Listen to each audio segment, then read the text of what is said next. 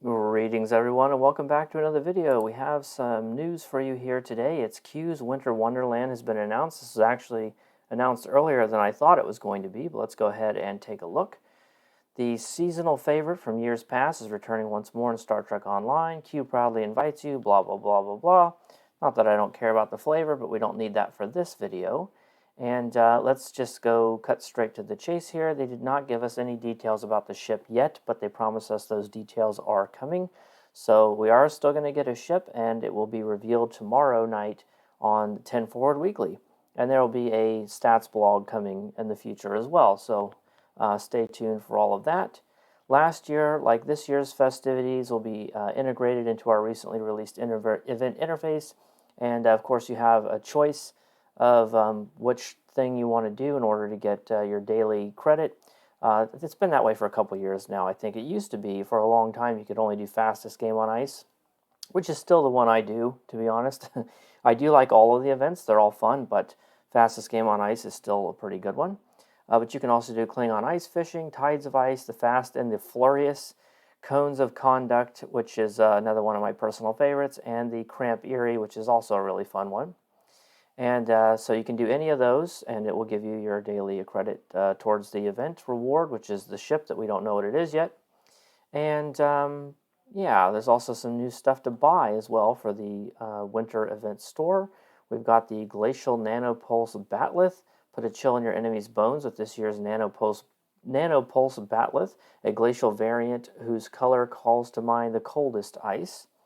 And we've also got, this is listed a little bit farther down, but there's also a cold-based pistol. I wonder if these little snowflakes are actually like part of the effects, or if this was just added onto the screenshot to make it look more frosty. But I mean, if they added in snowflake particle effects, that's pretty cool. And maybe there is for other cold stuff. I just hadn't noticed it before.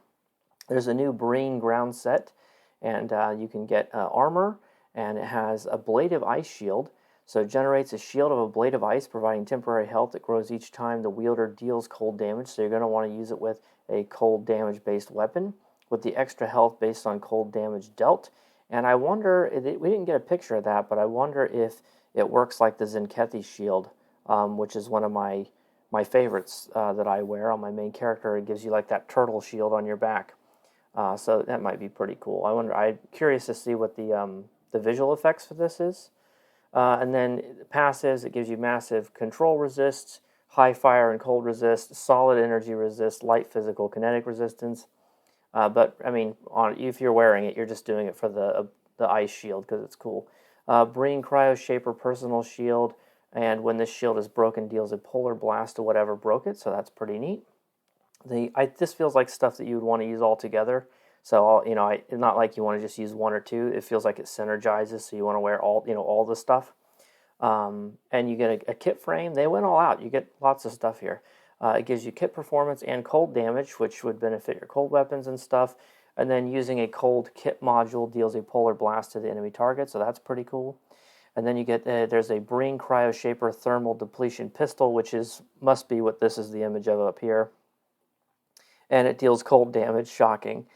Secondary firing mode is a polar blast to 3 targets in a cone.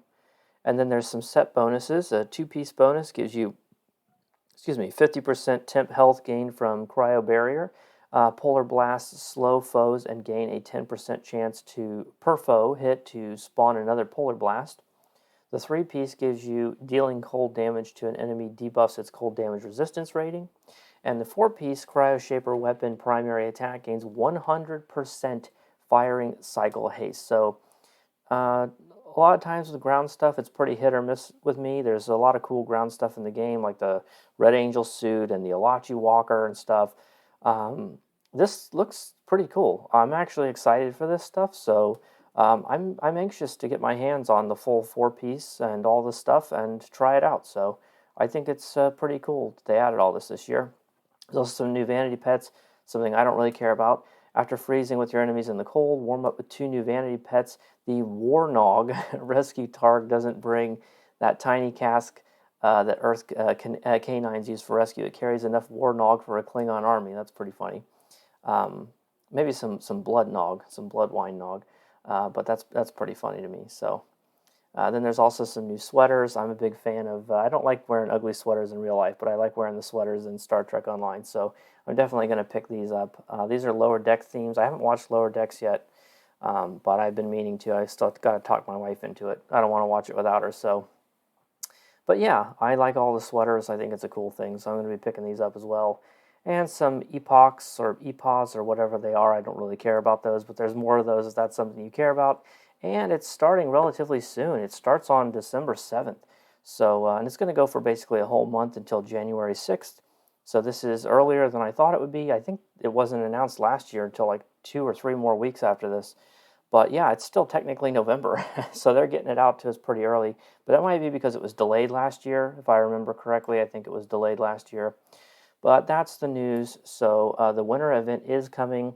Obviously, I'm anxious to see what the deal is with the ship. A lot of people are anticipating it's the Eisenberg class, named after Aaron Eisenberg, who played Nog on Deep Space Nine, and they had a ship in Discovery that was the Eisenberg class, and so the thinking is that they're going to give us that one because it seems like it might be appropriate as a giveaway since it's honoring one of the actors.